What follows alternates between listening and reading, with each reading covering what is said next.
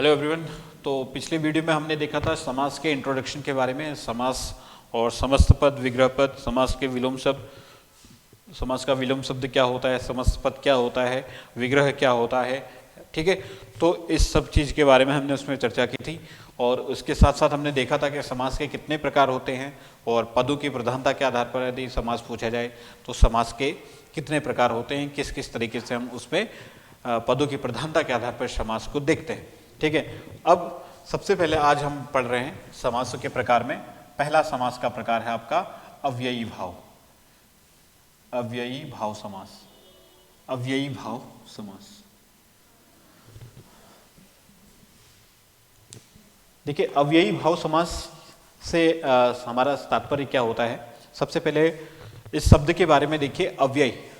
अव्ययी हम कहते किसको हैं? अव्ययी। हमने पहले भी पढ़ा है कि अव्यय शब्द क्या होते हैं? जो कभी जो खर्च न किए जा सके, जो खर्च न किए जा सके। ठीक है, अव्यय किसको बोलते हैं? जो खर्च न किए जा सकते। अब जो खर्च न किए जा सके अर्थात जिनमें कोई परिवर्तन ना आता हो, परिवर्तन नहीं आता हो, या जिनको हम खर्च नहीं कर सकते, अव्यय। ठीक है, जिनमें कोई परिवर्तन नहीं आता हो। परिवर्तन हमने पढ़ा था कितने प्रकार से, जिसमें कारक, लिंग, वचन, काल के आधार पर कोई परिवर्तन नहीं आता है, ऐसे शब्दों को, ऐसे पदों को हमने क्या बोला था?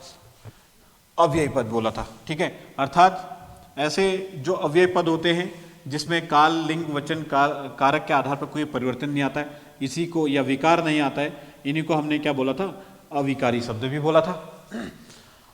अब जो अविकारी शब्द होते हैं या अविकारी पद होते हैं, आपको अगर याद हो तो अविकारी शब्दों में हमने जो प्रमुख रूप से 4 अविकारी शब्द पढ़े थे, क्रिया विशेषण, संबंध बोधक, समुच्चय बोधक और विस्मयादि बोधक अव्यय। ये 4 प्रकार के प्रमुख अव्यय या अविकारी शब्द हमने देखे थे। इसके अलावा भी हमने बताया था कि जो उपसर्ग और प्रत्यय तथा निपात, ये 3 आपके पास जैसे जो ये अव्ययी शब्द होते हैं, ये भी अविकारी या अव्यय के रूप में ही गिने जाते हैं, लेकिन शुद्ध रूप से इनको अव्यय नहीं कहा जाता। ठीक है, अर्थात हमने कौन कौन से आपको बताया था? उपसर्ग, उपसर्ग, प्रत्यय, उपसर्ग, प्रत्यय, और बताए थे हमने आपको क्या? निपात। ठीक है, तो उपसर्ग, प्रत्यय और निपात, ये 3 ऐसे अव्यय पद थे जो शुद्ध रूप से अव्यय तो नहीं होते, लेकिन अव्यय के रूप में ही प्रयोग किए जाते हैं। अब अव्ययी भाव समास में, अव्ययी भाव समास में जो अव्ययी पद होते हैं, गौर कीजिएगा, अव्ययी भाव समास में समास है तो समस्त पद होगा, समस्त पद है तो एक पूर्व पद होगा और एक उत्तर पद होगा। ठीक है, तो इसमें जो अव्ययी भाव समास होता है, गौर से समझिएगा, जो अव्ययी भाव समास होता है, उस अव्ययी भाव समास में जो अव्यय होते हैं वो उपसर्ग के रूप में जुड़े होते हैं। अव्यय क्या होते हैं? उपसर्ग के रूप में जुड़े होते हैं। और जो उपसर्ग के रूप में जब जुड़े होते हैं तो उपसर्गों के बारे में हम जानते हैं कि ये केवल विकारी शब्दों में ही जुड़ते हैं। ध्यान पूर्वक बातों को कनेक्ट कीजिएगा। मैंने क्या बताया? अव्ययी भाव समास में ये अव्यय का भाव देने वाले हैं, अर्थात ये अविकारी शब्दों से इसमें क्या है? अव्यय का भाव देने वाले हैं, अर्थात ये क्या होंगे? अव्यय का भाव देने वाले, अर्थात वो अविकारी शब्द। अब अविकारी शब्दों में कौन कौन से होते हैं? हमने 4 प्रमुख अविकारी शब्द तो बताया। इसके पश्चात निपात, उपसर्ग और प्रत्यय को भी निपात, उपसर्ग और प्रत्यय को भी हमने क्या बोला? अविकारी शब्दों के रूप में ही गिना जाता है। अब जो अव्ययी भाव समास होता है उसमें जो उपसर्ग होते हैं वह क्या कहते हैं? अव्यय के रूप में जो अव्यय पद है वो हमारा उपसर्ग होता है। ये अव्ययी भाव समास की विशेषता है पहली। अब जो उपसर्ग होता है उसके बारे में हम डेफिनेशन जानते हैं या प्रॉपर्टी जानते हैं कि वो विकारी शब्दों में या विकारी शब्दों के साथ जुड़ते हैं। विकारी शब्द क्या होते हैं? विकारी शब्द हमारे पास संज्ञा होती है, विकारी शब्द हमारे पास सर्वनाम होते हैं, विकारी शब्द हमारे पास विशेषण होता है, और विकारी शब्द हमारे पास आपका क्रिया होती है। समास के संदर्भ में अगर हम देखें तो क्रिया शब्दों का कोई रोल नहीं रहता है। विशेषण की बात करें तो इसका प्रयोग कर्मधारय समास में, जब विशेषण पदों की पुनरावृत्ति या उस तरीके से हम देखेंगे कर्मधारय समास, और द्विगु समास वहाँ पर हम देखते हैं। सर्वनाम ये बहुव्रीहि, ये बहुव्रीहि समास में इसका प्रयोग किया जाता है इन पदों का। तो बचा कौन? संज्ञा। अर्थात उपसर्ग पद जो होंगे वो अव्यय के रूप में जो है इनके पश्चात हमेशा क्या आएगी? संज्ञा आएगी। इनके पश्चात हमेशा क्या आएगी? संज्ञा आएगी। और जो हमने कल भी पढ़ा था कि जिसमें पूर्व पद प्रधान होता है, तो पदों की प्रधानता के आधार पर अगर हमने समास देखा था तो पूर्व पद प्रधान समास को हम क्या बोलते हैं? अव्ययी भाव समास कहते हैं। पूर्व पद प्रधान समास हमारा क्या कहलाता है? अव्ययी भाव समास कहलाता है। अर्थात अगर ये सारी जितनी भी बातें मैंने बताई उन सभी बातों को अगर मैं एक समराइज करने का प्रयास करूं तो इसमें मैं क्या लिख सकता हूं कि पूर्व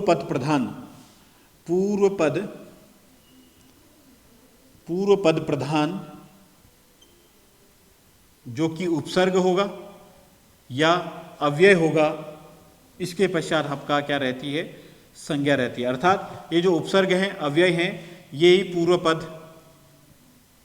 कहलाएंगे और यही पूर्व पद प्रधान के रूप में स्थित रहते हैं। तो ये कह लीजिए आप कि अव्ययी भाव समास को आप इस तरीके से संक्षेप उसमें रूप में लिख सकते हैं या बता सकते हैं कि जिसमें पूर्व पद प्रधान हो, पूर्व पद अव्यय हो या पूर्व पद उपसर्ग के रूप में हो और उनके पश्चात संज्ञा शब्द आए, तो ऐसे शब्दों को, ऐसे समासिक पदों को आप में क्या बोला गया?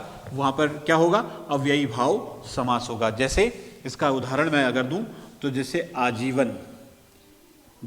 आजीवन, इसमें आ उपसर्ग हो गया।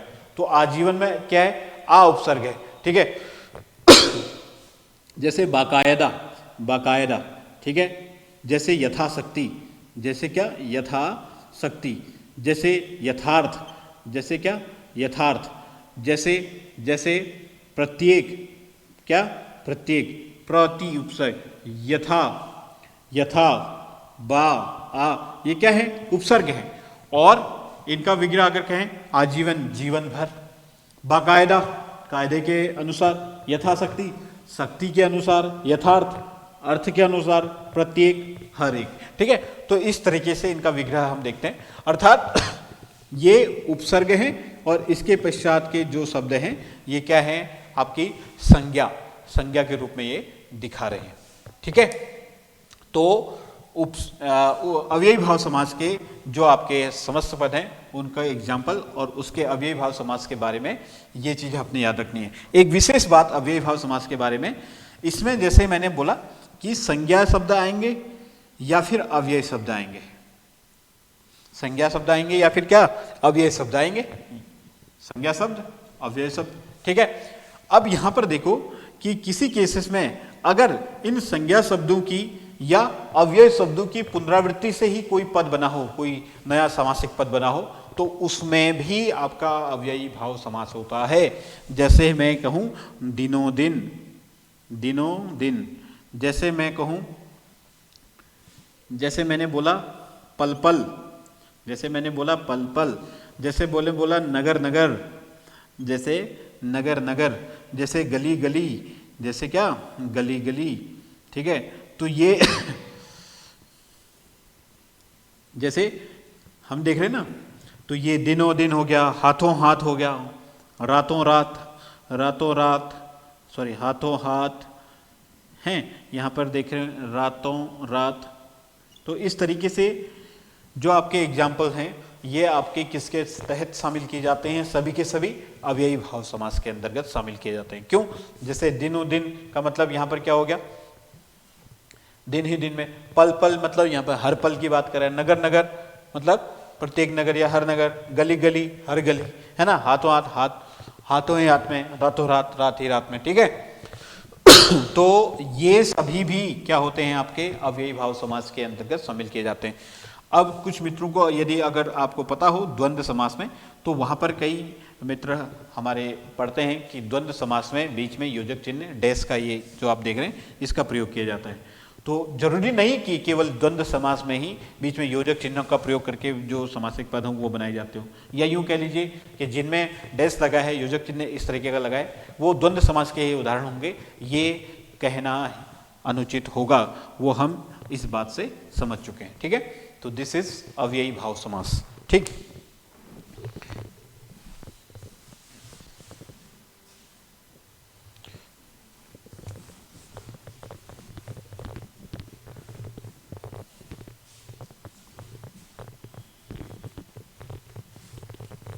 नेक्स्ट जो समास आएगा उसकी अगर हम बात करें तो वो है आपका, और बहुत इंपॉर्टेंट है, कर्मधारय समास। दूसरा है आपका कर्मधारय समास। देखिए, कर्मधारय समास की थोड़ा सा पृष्ठभूमि क्या थी। कल हमने पदों की प्रधानता के आधार पर समास जब बताए थे, तो पदों की प्रधानता के आधार पर समास के 4 प्रकार, पूर्व पद प्रधान, उत्तर पद प्रधान, उभय पद प्रधान, उभय पद अप्रधान या अन्य पद प्रधान, ये 4 प्रकार थे। पूर्व पद प्रधान हम पढ़ चुके हैं, अव्ययी भाव समास। उत्तर पद प्रधान इसमें आया था, जब हम उत्तर पद प्रधान कहें, उत्तर पद प्रधान, तो इस उत्तर पद प्रधान में हमने देखा था तत्पुरुष समास होता है। क्या होता है? तत्पुरुष समास। तत्पुरुष समास मतलब जिसमें दूसरा पद प्रधान हो। अब पदों की प्रधानता के आधार पर ही इसके अंतर्गत हम शामिल करते हैं किसको? कर्मधारय समास को, कर्मधारय समास, और इसके सहित ही हम शामिल करते हैं किसको? द्विगु समास को। इसके अंतर्गत ही हम शामिल करते हैं द्विगु समास को। अब एक चीज याद रखिए, जब हमने विशेषण के प्रकार पढ़े थे, तो प्रयोग के आधार पर, स्थान के आधार पर, तुलना के आधार पर जब हम विशेषण पढ़ते हैं, तो प्रयोग के आधार पर जब हम विशेषण पढ़ रहे होते हैं, ठीक, तो उस प्रयोग के आधार पर अगर हम विशेषणों के प्रकार देखें, तो हमने देखा था कि यहां पर एक तो होते हैं संख्यावाची विशेषण, एक होता है आपका परिमाणवाचक या परिमाणवाची विशेषण, एक होते हैं आपके गुणवाचक विशेषण, एक होता है आपका संकेतवाचक विशेषण, और कभी कभी हम शामिल कर लेते हैं किसको? व्यक्तिवाचक विशेषण को भी, व्यक्तिवाचक विशेषण को भी। जैसे राजस्थानी जूता है ना, तो इसमें राजस्थानी शब्द कैसा है? वो व्यक्तिवाचक विशेषण है। ठीक है, तो व्यक्तिवाचक संज्ञा से ही बना है सॉरी, मतलब व्यक्तिवाचक विशेषण है। तो यहाँ पर हम क्या कहते हैं, जैसे राजस्थानी जूता है ना, क्या होता है कि जो संज्ञा शब्दों में कभी कभी प्रत्यय लगा करके हमने उनको विशेषण, एक विशेष विशेषण हमने जब बनाया था उनको, तो वहां पर हमने देखा था कि वो व्यक्तिवाचक विशेषण के अंतर्गत शामिल किए जाते हैं। अब यहाँ पर देखिए, ये तो है संख्यावाची विशेषण में, जिसमें आप प्रत्यक्ष रूप से संख्याएं देखेंगे जो पूर्णांक और अपूर्णांक के रूप में भी हो सकती हैं। ठीक है, दूसरा यहाँ पर परिमाणवाचक और गुणवाचक यहाँ पर हम देखेंगे, तो यहाँ पर हमने देखा था कि जो परिमाणवाचक, गुणवाचक, संकेतवाचक, व्यक्तिवाचक विशेषण होते हैं, इनको हम देखें तो ये किसी संख्या का बोध नहीं करा रहे हैं। अर्थात ये कैसे हैं? ये असंख्यावाची विशेषण हम इनको कह सकते हैं। ये विशेषणों में हमने पढ़ा था। ठीक है, तो विशेषण में प्रयोग के आधार पर विशेषण अगर देखें तो संख्यावाची और असंख्यावाची बोल सकता हूँ। संख्यावाची में संख्यावाची विशेषण है, असंख्यावाची में जो संख्या का बोध न कराते हों, उनके गुणों का, उनके परिमाण का, उनके जो सार्वनामिक विशेषण जिसमें हम देखे थे, या व्यक्तिवाचक विशेषण, वो सब कुछ इसमें आ जाएंगे। अब मैं ये सब बिंदु की चर्चा मैं इसलिए कर रहा हूँ क्योंकि जब हम कर्मधारय समास और द्विगु समास पढ़ते हैं, तो कर्मधारय समास अपने जो कि हमारा प्रकरण भी है, तो कर्मधारय समास और द्विगु समास में हम देखते हैं कि विशेषण पर संज्ञा, ये इस फॉर्म में हमको देखने को मिलता है। ठीक है, और द्विगु समास में भी विशेषण प्लस संज्ञा। अरे विशेषण प्लस संज्ञा हम क्यों बोल रहे हैं? अर्थात जो इसका उत्तर पद होता है वो संज्ञा होता है, जो पूर्व पद होता है वो विशेषण होता है। ठीक है, यहाँ पर भी पूर्व पद क्या होता है? विशेषण होता है, उत्तर पद यहाँ पर क्या होता है, संज्ञा होता है। अब दोनों विशेषण संज्ञा है, तो कुछ तो अंतर होगा। तो यही अंतर है जो यहाँ पर विशेषण में हमने देखा। अर्थात जब भी आपने द्विगु समास देखा हो तो द्विगु में खुद में ही संख्या आई है। द्विगु, दो गायों का समूह, दो गायों का समाहार, तो उसके लिए हम द्विगु, अर्थात जो यहाँ पर विशेषण प्लस संज्ञा में पूर्व पद जो विशेषण है वो कैसा विशेषण होगा, तो खुद ही बताइए वो कैसा विशेषण होगा।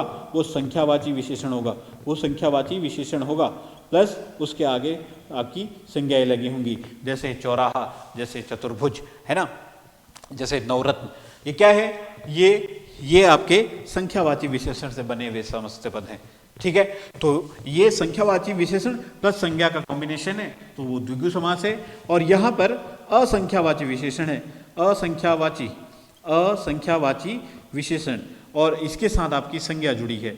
असंख्यावाची विशेषण में मैंने बताया कि जो संख्या का बोध न कराते हो वो क्या हो जाएंगे, आपके जो संख्या का बोध न कराते हो वो किसके अंदर शामिल हो जाएंगे, असंख्यावाची विशेषण के अंदर शामिल हो जाएंगे। जैसे महाकवि, ठीक है, महाकवि ये महान कवि, ठीक है, तो महान कवि के बारे में वो महान है जो कवि, अर्थात वो कवि की महानता बता रहा है, कवि की विशेषता बता रहा है, उसके लिए विशेषण का यूज हुआ है वहाँ पर, जो कि संख्यावाची नहीं है, अर्थात असंख्यावाची, अर्थात वो गुणवाचक विशेषण है।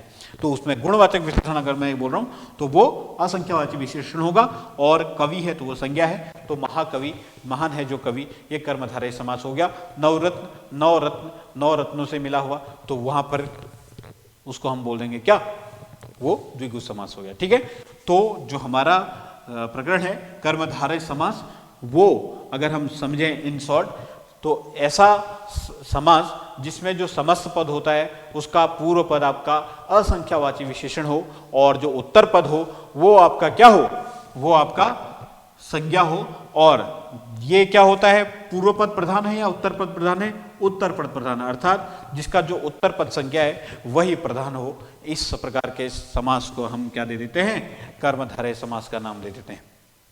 आई बात समझ में? तो इसको अगर हम समझने की कोशिश करें,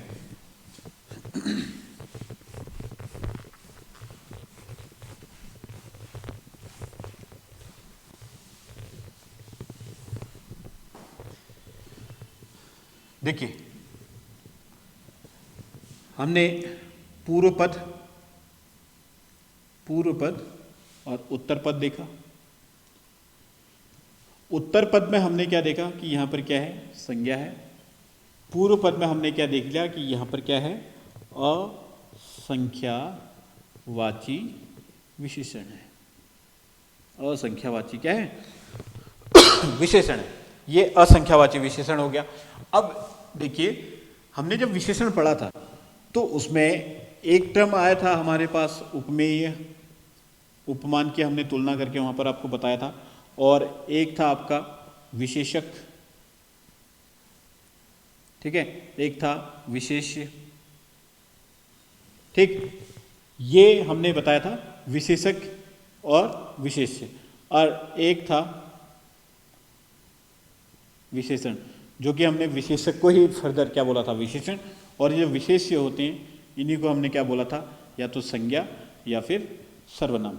अब चूंकि सर्वनाम शब्दों का प्रयोग हम बहुब्रीहि समास में कर रहे हैं, बहुब्रीहि समास में करते हैं, तो यहाँ पर ये सर्वनाम ना आकर के क्या आएगा, केवल संज्ञा, अर्थात विशेषण प्लस संज्ञा यहाँ पर इस तरीके से दिया रहता है। ठीक है, अब जो उपमेय होता है, उपमेय क्या होता है, उपमेय आपका हमने देखा था वहां पे, जो उपमेय होता है वही क्या रहता है आपका, वही आपका रहता है